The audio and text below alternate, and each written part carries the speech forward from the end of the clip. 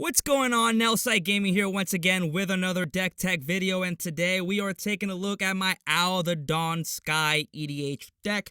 Owl is a legendary dragon spirit for 3 white that reads Flying Vigilance. When Owl the Dawn Sky dies, choose 1. Look at the top 7 cards of your library. Put any number of non-land permanent cards with total mana value 4 or less from among them onto the battlefield. Put the rest on the bottom of your library in a random order, or put 2+1/+1 counters on each permanent you control that's a creature or vehicle. So we're kind of going to ignore the second part unless we absolutely need it, but we're going to focus on the first ability. When it triggers, we're always going to choose that one.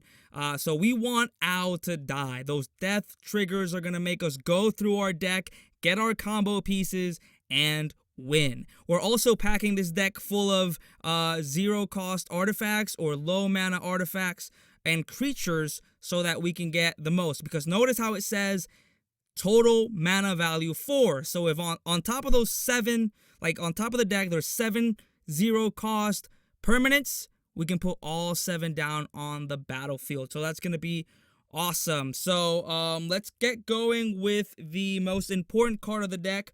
This is an enchantment called Enduring Renewal.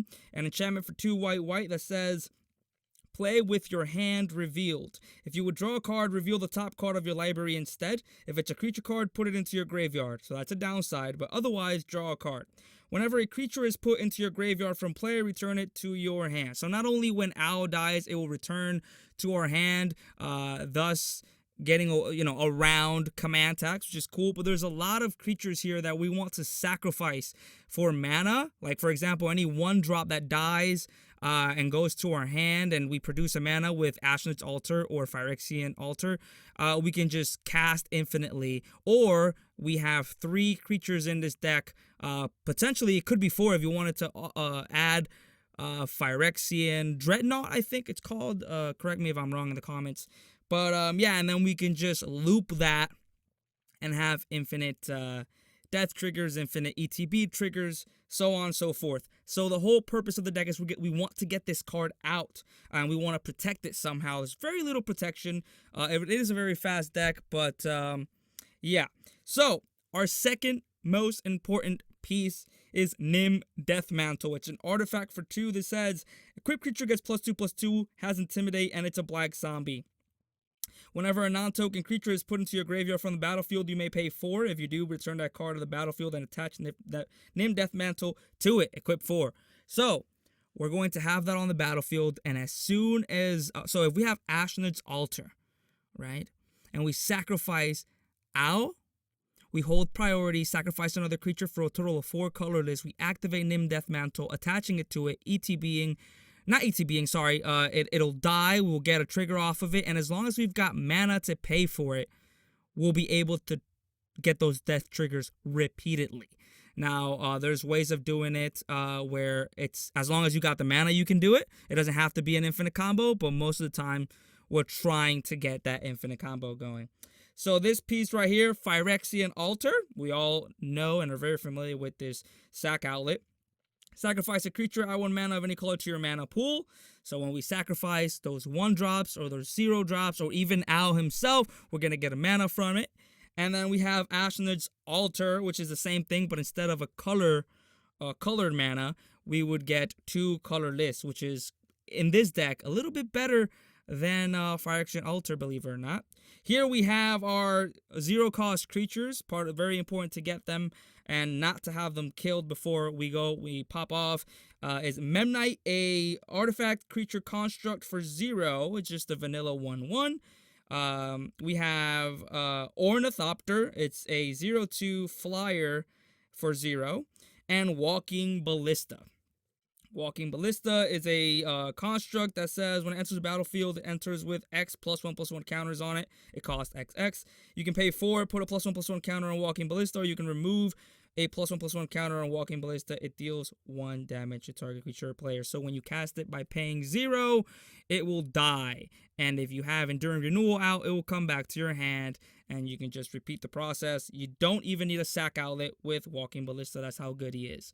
Moving on to one of the most important pieces as well. This is an enchantment called Blind Obedience. It's a 1 and a white. It says extort. Whenever you cast a spell, you may pay white or black. If you do, each opponent loses 1 life, and you gain that much life. Artifacts and creatures your opponents control enter the battlefield tapped. So the second ability is really cool. I mean, very stacksy. However, we're gonna focus on the extort portion of it. Remember those free spells that we're casting, those free permanents, creatures, may I say, when they come in, we'll pay that with Ashnod's Altar. So, Phyrexian Altar. We're going to get that white mana floating, we're going to cast it again, pay that mana, extorting, and we're going to drain our opponents infinitely. So it is a win con in this deck.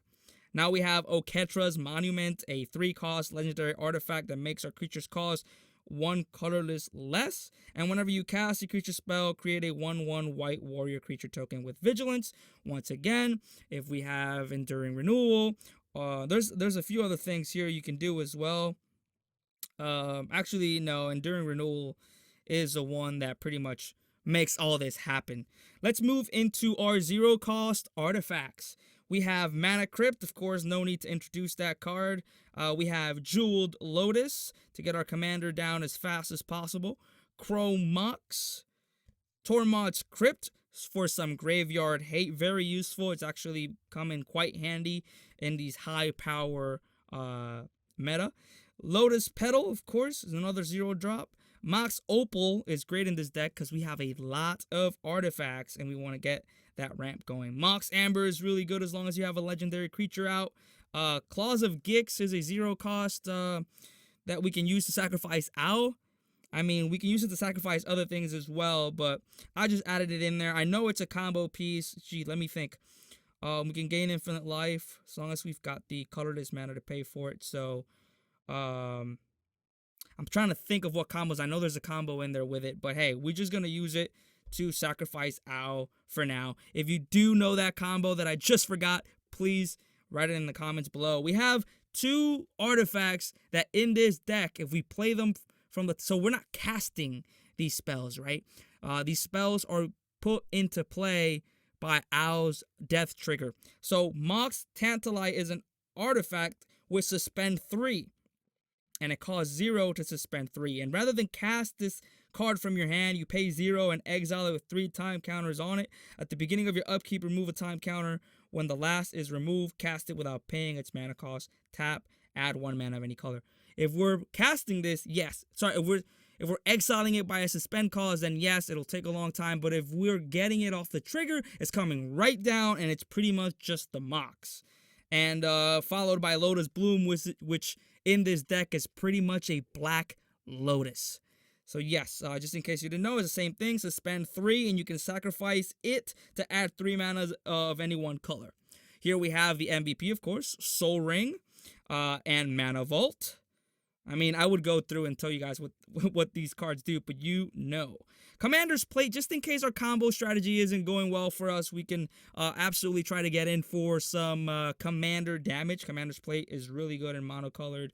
Pretty much any Voltron deck, but monocolored deck's the best. Grim Monolith, of course. Liquimetal Torque. Pearl Medallion to reduce those white spells, the cost of those white spells. Arcane Signet. Blade of Selves is awesome in this deck because when we make those myriad copies for each opponent other than the defending player, those copies are legendary and they will die as soon as they hit the battlefield, costing us to get an additional, potentially an additional 2 death triggers, which is awesome. So for those of you that don't know, let me go ahead and read it for you. It is an equipment for 2.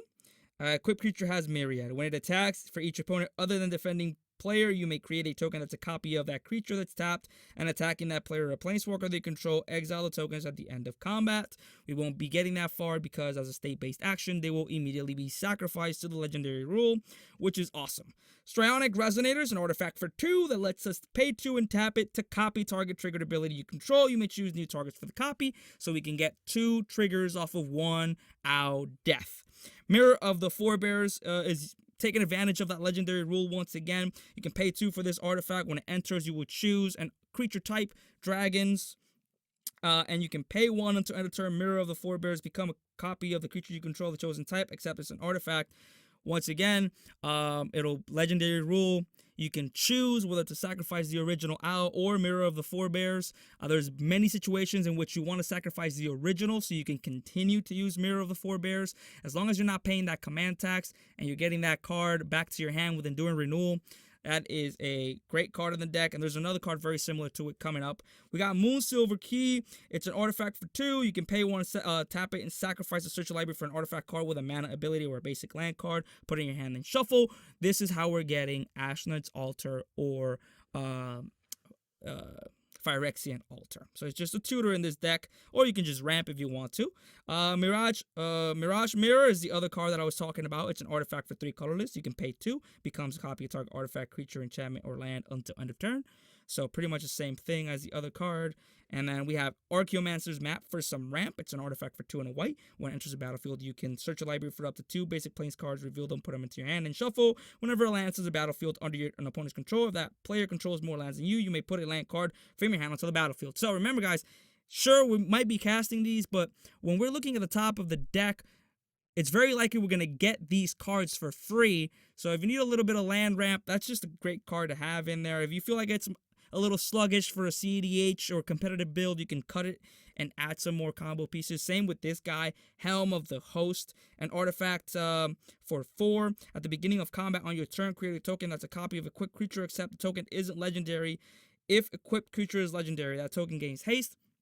So it won't be sacrificed, but you can sacrifice it manually. You can have the copies as blockers. You can have them as attackers. You can do whatever you want. That is a kind of sluggish or slow card in this deck, but I love it, and I'm going to leave it in there, but you'll feel free to cut it and make the deck a little bit faster. Here we have the creatures, starting with Martyred Rusalka.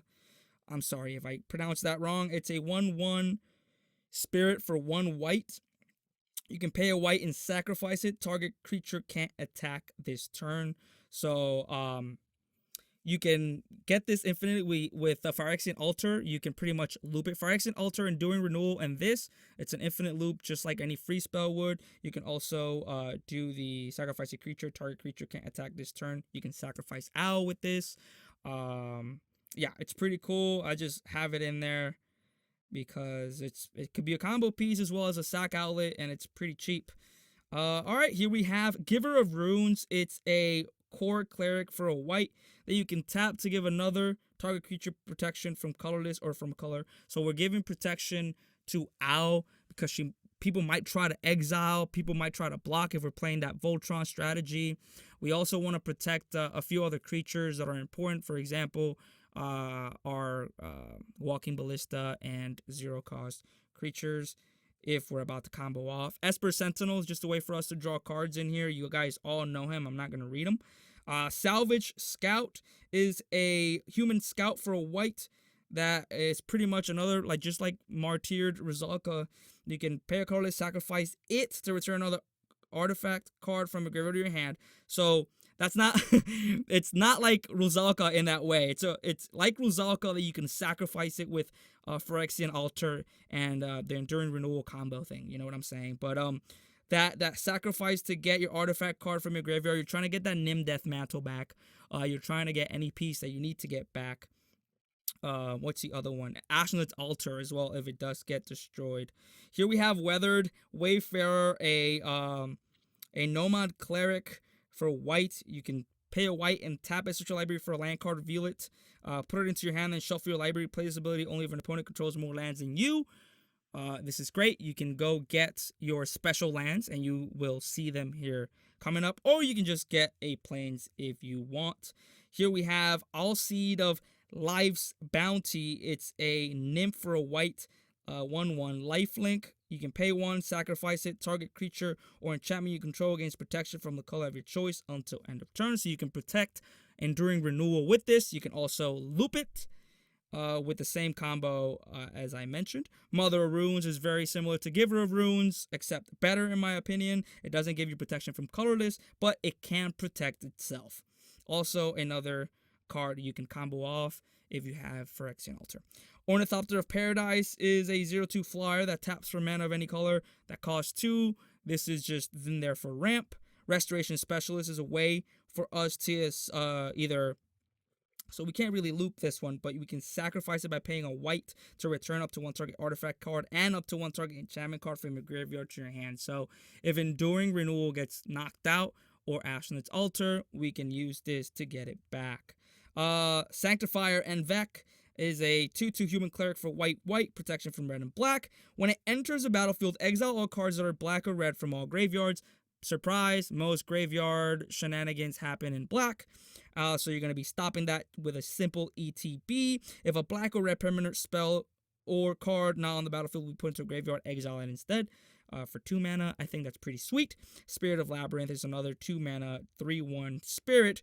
Each player can't draw more than 1 card each turn. Guess what? We are not drawing. We are looking at the top 7 of our deck. So in this deck, we really don't draw a lot at all. We're just doing that, and it's a very one-sided stacks piece, and it's awesome.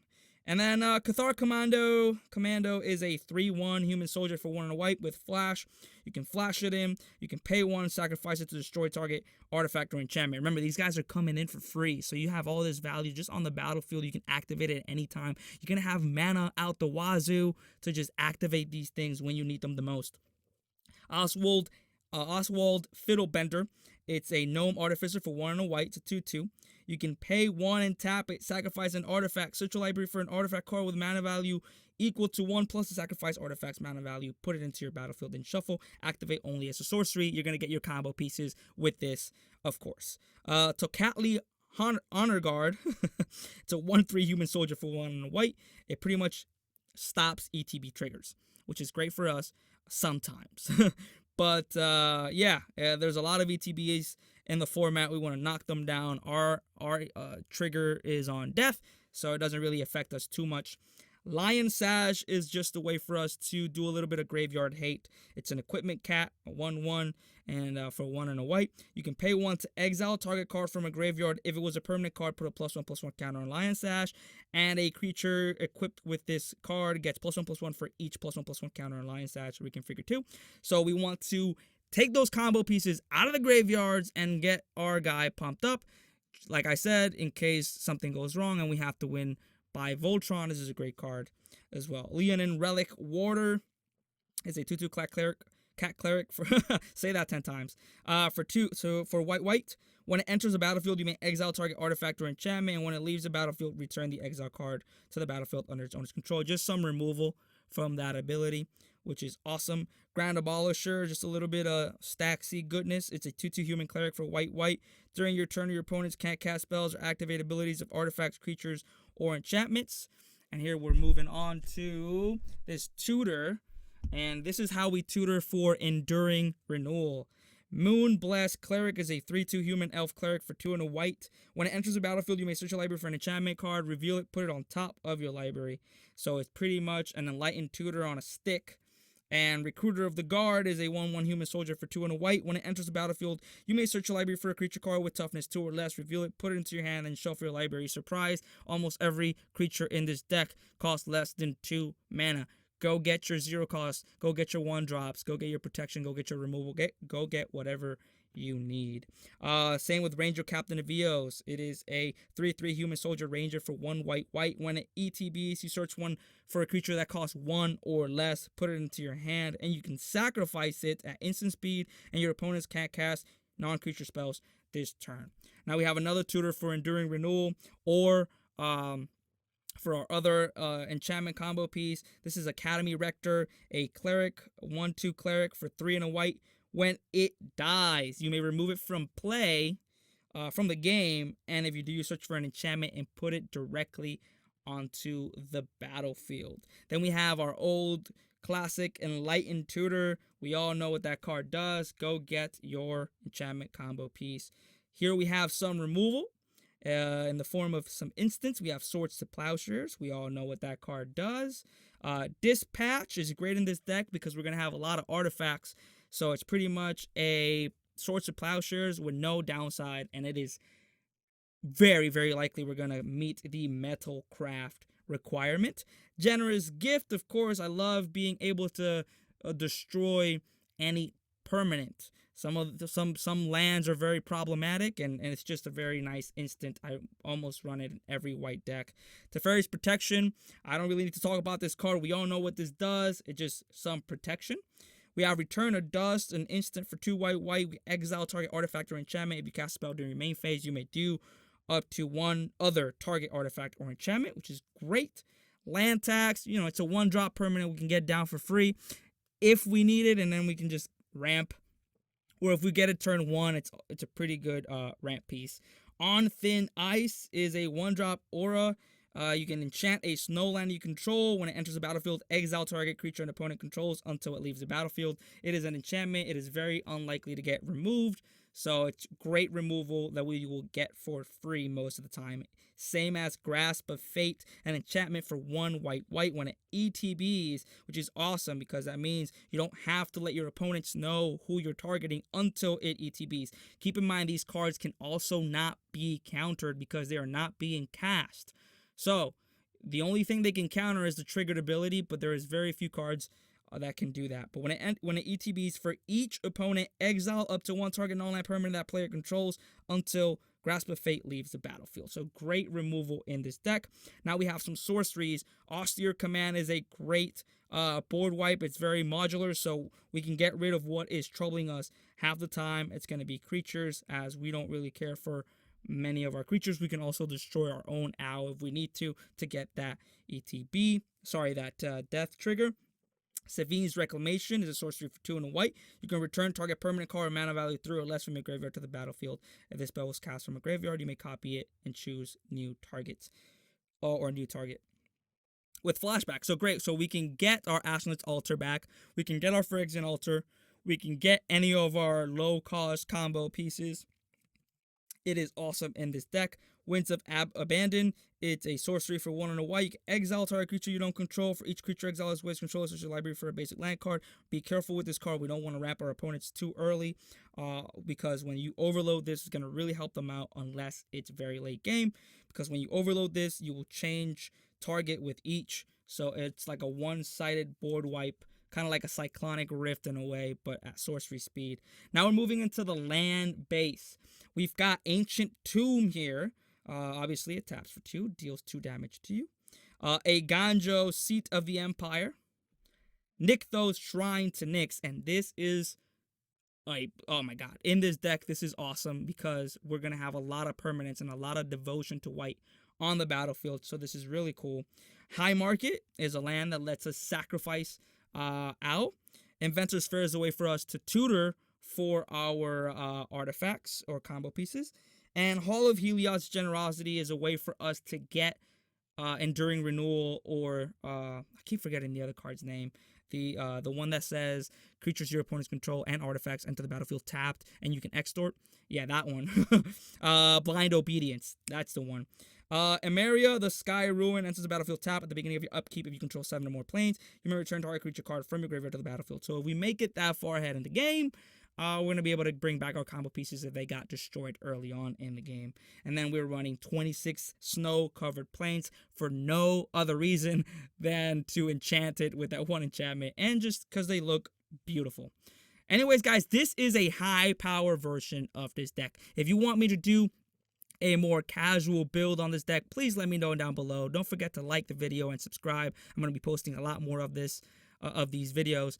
And yeah, if you guys have any recommendations or any advice on this deck, go ahead and leave that comment down below. I would love to talk to you guys about this deck. It is one that I really, really love. Started out as casual, no combos, but inevitably with the way the commander is, it led to that. So I do have 2 versions of it to just switch around depending on the play group. But yes, guys, thank you guys so much for watching. Until next time, Nelside Gaming out.